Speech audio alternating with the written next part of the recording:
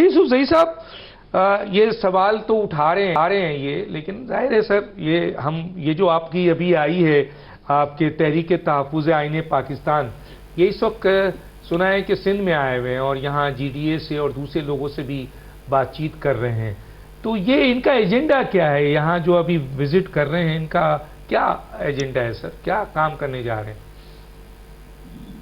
Agenda تو ظاہر ہے جب گرینڈ الائنس کی طرف جا رہے ہیں تو ڈیفینیٹلی یہی مذاکرات ہو رہے ہیں، بات چیت ہو رہی ہے، اور انہوں نے اس پہ بات چیت بھی کی ہے، میرے خیال سے کراچی میں بھی کوئی پریس سے ٹاک کیا ہے۔ میں صرف ایک چیز کہ وہ کروں کہ جیسے میرے بھائی نے کہا، مندو خیر صاحب نے، کہ جی یہ ایگزیکٹو آرڈر کے ذریعے عمران خان کی رہائی مانگتے تھے، کوئی ایک مطالبہ ہمیں بتا دیں کہ ہم نے کیا ہو کہ جی عمران خان کو ایگزیکٹو آرڈر کے ذریعے یا کسی بھی ورکر کو ایگزیکٹو آرڈر کے ذریعے آپ رہا کریں۔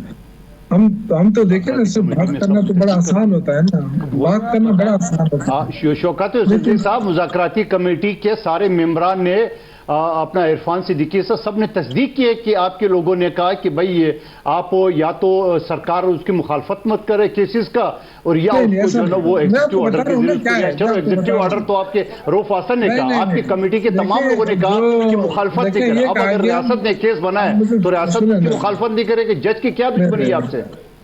نہیں، دشمنی تو آپ کو سب کو پتا ہے کہ کیا دشمنی ہے، اس میں کوئی ڈھکی چھپی بات تو ہے نہیں کہ انتقامی سیاست نہیں ہو رہی ہے، بالکل انتقامی سیاست ہو رہی ہے۔ دیکھیں، عمران خان کے حوالے سے یا کسی ورکر کے حوالے سے ہم بڑے کلیئر کٹ کہہ چکے تھے کہ ہم کوئی ایگزیکٹو آرڈر نہیں مانگ رہے، صرف ہم یہ کہہ رہے ہیں کہ عدلیوں کو آزاد کر دیں۔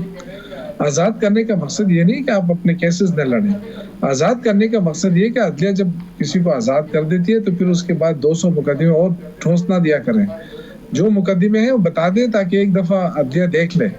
یہ جو کاروائی ہوتی ہے نا کہ ہمارے جو 26 نومبر کو جو ورکر، آپ کو بھی یاد ہے کہ جو ورکروں کو سزا دہشت گردی عدالت نے یہ بھی کہا پولیس کو کہ ان کو نہیں گرفتار کرنا، ان کو جانے دیں، یہ بے گناہ ہے۔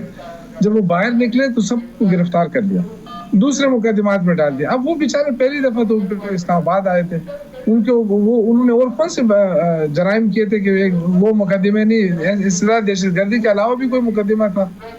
تو یہ چیزیں تھی۔ دیکھیں، عدلیہ آزاد تو نہیں ہے، عدلیہ بدقسمتی ہے یہ اس ملک کے اندر کہ پہلی دفعہ ہم دیکھ رہے ہیں کہ عدلیہ کے اندر آپ تو رفٹ کی بات کر رہے ہیں پی ٹی آئی کی، اور اس کی یہ کوئی رفٹ نہیں ہے، تو سارے کمانڈ عمران خان کے ہاتھ میں ہے پارٹی کی۔ لیکن اس وقت جو عدلیہ کے اندر ہو رہی ہے، جو لوئر جوڈیشری کے اندر ہو رہی ہے، جو جس مقصد کے لیے 26ویں آئینوی ترمیم بنائی، آپ مجھے بتائیں اس کا مقصد حاصل ہو رہا ہے؟ کیا لوور جوڈیشری میں کام ہو رہا ہے؟ کیا لوور جوڈیشری میں لوگوں کو انصاف مل رہا ہے؟ عام آدمی کو کوئی آپ کے گور خان صاحب نے کہا کہ مسودہ ہی ہمارا ہے، رؤوف حسن صاحب کا مسودہ ہی ہمارا ہے، آپ نے باقاعدہ کمیٹی میں بیٹھے، آپ نے باقاعدہ لسٹیں دی، آپ تو اس طرح پورا مولانا صاحب نے تو پورا موقع دیا، آپ نے پورا ڈسکس کیا، آپ اس طرح ہے نا 26ویں ترمیم، بلکہ ابھی سپریم کورٹ نے پوچھا بھی پرسوں، ایک جسٹس صاحب نے یہ پوچھا کہ بھائی آپ یہ بتاؤ لطیف کوسا صاحب سے، نہیں لطیف کوسا صاحب سے پوچھا جج نے کہ ہم نے بائیکاٹ کی، اس نے بائیکاٹ کی مخالفت کرنا تھا۔ مجھے میں اصل میں شوگر پروگرام نہیں کرتا ہوں، ان کو تھوڑا سا پیشنٹ دلا دیں۔ ارے شوکت یوسف صحیح صاحب بولیں، کوئی بات نہیں، نہیں، میں کسی کے اس میں بولتا نہیں ہوں نا، میں بولتا بھی نہیں ہوں، میں کسی کو ڈسٹرب بھی نہیں کرتا ہوں، جو مرضی ہے بولے، میرا جواب۔ چلیں مکمل کریں، آپ اپنی بات مکمل کریں۔ میں یہ کہنا چاہتا ہوں کہ اگر پرفارمنس پہ آپ جائیں حکومت کی، تو پرفارمنس بھی آپ دیکھ لیں، آپ کے سامنے ہے کہ 1 روپے کا ریلیف دیا عوام کو، جو یہ کہتے رہے کہ جی عمران خان نے مہنگائی لے کر آئی ہے، تو عوام کیا مانے؟ ان کی کون سی بات، ان کو کیوں سپورٹ کریں؟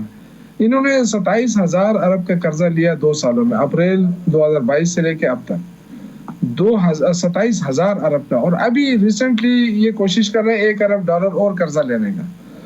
تو مجھے ڈاکٹر صاحب بتائیں کہ یہ تو کہہ رہے ہیں کہ ہم اڑان پاکستان کا بہت بڑا منصوبہ لے کر آ رہے ہیں اور پاکستان کو پتہ نہیں کہاں سے کہاں پہنچا دیں گے، اور خود قرضے پہ قرضے لے رہے ہیں اور کہتے ہیں معیشت درست ہے۔ کیا آپ کی نالج میں نہیں ہے کہ 187 ٹیکسٹائل ملیں بند ہوئی ہیں پنجاب کے اندر؟ تو آپ کو تو ایکسپورٹ ہی ٹیکسٹائل پہ ہے، آپ کی جو پیداوار ہے وہ کتنی کم ہوئی ہے؟ سب سارے رپورٹس آ رہی ہیں اخباروں کے اندر، باقاعدہ آرٹیکل لکھے جا رہے ہیں کہ جی یوسف صحیح صاحب، کیونکہ پی ایم ایل این کا نمائندہ نہیں ہے، خود پیپلز پارٹی کرٹیسائز کر رہی ہے، تو میں تو یہاں پر یہ سوال پوچھنا چاہوں گا، یہ کرٹیسزم نہیں ہے، یہ میرا کسی ہے۔ اچھا اگر نہیں میں گرینڈ الائنس بڑھ گیا، اچھا نورا کشتی ہے، چلے میں یہ پوچھوں گا، گرینڈ الائنس بن گیا اگر آپ کا، تو آپ کیا سمجھتے ہیں اس کا کیا رزلٹ آپ سمجھتے ہیں؟ کیا آپ دونوں مل کر اسٹریٹ آئیں گے؟ پہلی بات تو یہ کہ جو گرینڈ الائنس اگر بنتا ہے اس کے پلیٹ فارم سے اگر ہم کوئی تحریک چلاتے ہیں تو جو اس وقت ہمارے خلاف ایکشن ہو رہا ہے کم از کم اس شدت کے ساتھ نہیں ہوگا، کیونکہ ہمارے خلاف تو انہوں نے بالکل ایسا کر دیا جیسے ہم کوئی دہشت گرد ہیں، پولیٹیکل ورکر نہیں ہے، نہ کوئی سیاسی تحریک یہ مانتے ہیں۔ یہ کہتے ہیں جی بس ہم اسلام آباد آتے ہیں تو کہتے ہیں اسلام آباد پہ قبضہ کرنے آتے ہیں، حالانکہ پارلیمنٹ وہ آئے ہیں تو ہم کہاں جائیں؟ اگر ہم احتجاج پارلیمنٹ کے سامنے ہی کر سکتے ہیں نا، وہاں کہتے ہیں آپ نہیں آئیں گے۔ کیا ہمارے دور میں احتجاج نہیں ہوئے تھے، لانگ مارچ نہیں ہوئے تھے، ٹرین مارچ نہیں ہوئے تھے؟ ہم نے تو کسی کو نہیں روکا تھا۔ تو آج کیا مسئلہ ہے کہ یہ روک رہے ہیں؟ اس لیے کہ ان کو خوف ہے، عوام سے خوف ہے۔ یہ پہلی دفعہ حکومت ہے جو عوام سے خوف کھا رہی ہے، اس لیے کہ مینڈیٹ ان کے پاس ہے نہیں، سارے ہار چکے ہیں، اور ہارے ہوئے لوگ جو ہیں وہ اسمبلیوں میں بیٹھے ہیں۔ جب بدقسمتی سے اب مندوخیل صاحب نے کہا کہ جی مجھے نہیں جتوائے گے، تو آپ کا نام نہیں دیا۔ پیپلز پارٹی نے جو لسٹ دی تھی کہ ان کو جتوانا ہے، اب انہوں نے نہیں دیا آپ کا نام، تو ظاہر ہے بس پھر تو آپ کے ساتھ زیادتی ہوئی، ہم آپ کے ساتھ ہیں۔ کر دیا آپ نے کہ اس لسٹ میں سر یہ تو لسٹیں دی گئی تھی۔ مجھے ایک سوال بتائیے، اچھا یہ لسٹیں دی، اچھا پوچھتا ہوں مندوخیل صاحب سے کہ آپ کا نام، آپ پیپلز پارٹی کے جیالے ہیں، آپ کی بڑی قربانیاں، آپ نے علاقے کے لیے بڑا کام کیا، کیا وجوہات ہے کہ آپ کی لسٹ نہیں دی گئی؟ لیکن آپ سے ایک سوال کر کے میں جاؤں گا پہلے اپنا حمداللہ صاحب کی طرف۔ مجھے صرف یہ بتائیے کہ اگر جے یو آئی کے ساتھ آپ کا گرینڈ الائنس ہو گیا، اور آپ کو پتہ ہے جے یو آئی ایک بڑی سیاسی اسٹریٹ پاور رکھتی ہے، تو کیا آپ دونوں مل کر اسٹریٹ پر مزاحمت کریں گے حکومت کے خلاف، اور حکومت کو گرائیں گے، جھکائیں گے؟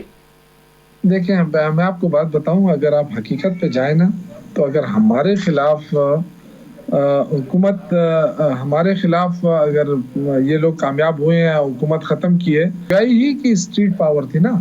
آپ دیکھیں نا پی ڈی ایم، آپ اٹھا کے دیکھیں پی ڈی ایم میں کون لوگ تھے اور کتنے ان کے ورکرز آتے تھے۔ تو آپ گرائیں گے، ان کے ساتھ مل کر روڈ پہ آئیں گے، جے یو آئی مولانا فضل الرحمان ایک طرف اور عمران خان ایک طرف، دونوں مل کر اسٹریٹ پاور کے زور پر موجودہ حکومت کو قائل کریں گے کہ وہ، اگر مولانا صاحب ہمارا اتحاد بن گیا نہیں ٹھہر سکتی۔ گارنٹی کرتا ہوں آپ کا اتحاد، بڑی بات جی جناب، کتنی بڑی بات کر دی، آپ کے مقاصد بھی پورے ہو رہے ہیں۔ وہ کہہ رہے ہیں 10 دن حکومت نہیں ٹھہر سکتی۔ دیکھیں ڈاکٹر صاحب، بات یہ ہے، یہ تو ایک حقیقت ہے کہ پی ڈی ایم کی تحریک اگر چلائی تو جمعیت علماء اسلام نے چلائی۔ پی ڈی ایم کی جتنی بھی جلسے ہوئے، اور بلوچستان میں ہوئے، سندھ میں ہوئے، پنجاب میں ہوئے، خیبر پختونخوا میں ہوئے، اسلام آباد میں 2 دفعہ مارچ ہوا، آزادی مارچ، مہنگائی مارچ، اس میں 100% کارکن جمعیت علماء اسلام کے تھے۔ اور مولانا فضل الرحمان صاحب نے، میں خود پی ڈی ایم کا ترجمان تھا، ایسے حالات میں پی ڈی ایم کو جوڑ کے رکھا کہ ایک زمانے میں مجھے خود محسوس ہو رہا تھا کہ پی ڈی ایم صرف نام رہ گئی، جب پیپلز پارٹی اور این پی نے جواب دے دیا تو۔ لیکن مولانا صاحب نے پھر 8 پارٹیوں پر مشتمل پی ڈی ایم کو زندہ نہیں بلکہ متحرک ایک وہ رکھا۔ نتیجہ آپ کے سامنے ہے جو کچھ ہوا۔